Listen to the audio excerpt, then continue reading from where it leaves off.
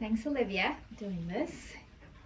Could you tell us why you came to see us initially? I had first come back in October because I was experiencing, since I was about 18 years old, painful headaches. I would have tension headaches and just tired all the time. Usually first thing in the morning. I thought it was a caffeine issue. So I would get headaches then. By mid-afternoon, I would be very tired and have headaches again. And jaw pain as well as ears ringing, and just had no idea what was really going on. Wow. It was a lot. How do you feel now? So this is almost 5 months later, right? I'm pretty much symptom free. I have no headaches. I'm sleeping so much better. I just have much more energy and feel more awake, and just it's been great. I have no symptoms anymore. I have goosebumps listening to that. So when do you feel like things started to turn for you? Initially, the first week, I felt such an improvement wearing the appliance. But mostly the huge turning point for me was about halfway into treatment. For the last 3 months, I would say, is when I've just felt like 100%. I don't think we've had an adjustment or anything. That's in the last amazing. 3 times. So when's the last time before these last 3 months that you felt 100%? I can't remember. Because it was that long ago. Probably when I was a kid. Yeah. So what was difficult in this process, if anything? Learning to talk with it was difficult. Learning to eat with the appliance was very difficult. After about a few weeks though, I was pretty much totally used to it. And people around me got used to it as well.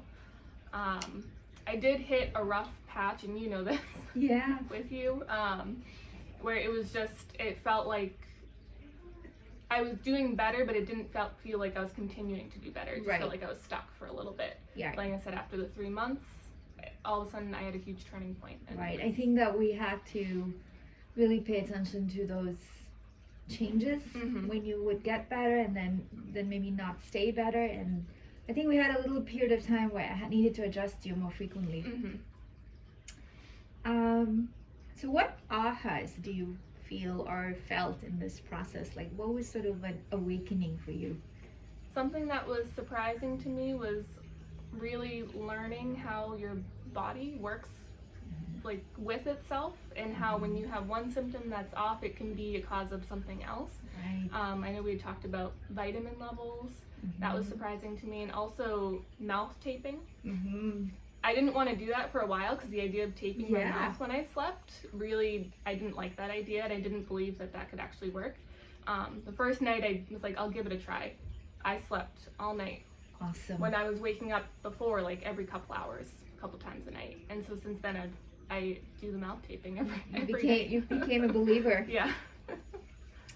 And I really do understand the speech part, but you are talking beautifully with it in. I mean, now I'm used to it, yeah. Did you ever doubt the process? I'll say when I had hit that rough patch, I did a little bit. But I knew if I just stuck with it, it's one of those things where it takes time and it takes commitment with it. And so sticking with it, I was able to see that. I can see how some might give up at that point, but you can see your advice is to stick with it. Yeah. And this is, with when you shared the ahas you felt, so a question along the same lines. So what did you, if at all, learn in all of this? Anything about yourself? Yeah, just really how the body talks and communicates with each other. Like saying before, I know that's something that a lot of people talk about, but it's something I've never tried to give a try myself. I thought I was still, I'm 23, so I thought I was still on the fairly young side to be like, oh, I need to be taking vitamins and doing things like that. But yeah, I'm surprised to see that those little changes in your habits, and it can really improve just the quality of sleep, how you're feeling. Right. Wow, amazing. So any other lifestyle changes you made besides taking the supplements, getting better sleep, all of that?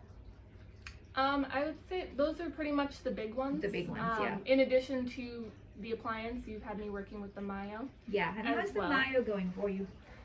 That's been very helpful. I do notice a lot of, if I still feel tension, I feel a lot of that tension go away after I do the exercises.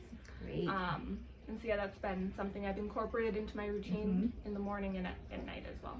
Was it a hard routine to incorporate? I would say not so much. It seems like it's, when you get to the point I'm at now where it's about 8 to 10 minutes in the morning and 8 to 10 minutes at night, it seems like it's a lot of time. You just play like 2 songs while you're doing it. It doesn't really take that much time. And you see the benefit, so it motivates you to do it. It's also plus something you can do yourself. Yeah. You know, to help yourself. So what in our style of practicing most resonated with you?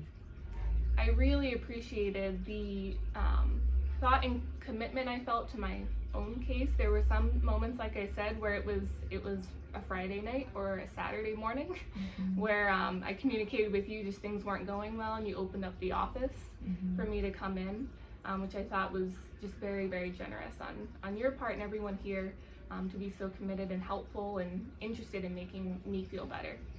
Well, you feel better is honestly the reason why we come to work, because it gives us goosebumps to see our patients get better, because even though we see it so often, it's still unique to you or to that next patient.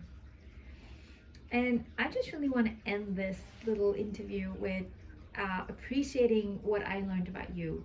I really learned how committed you were to being your best self so you could continue to help others.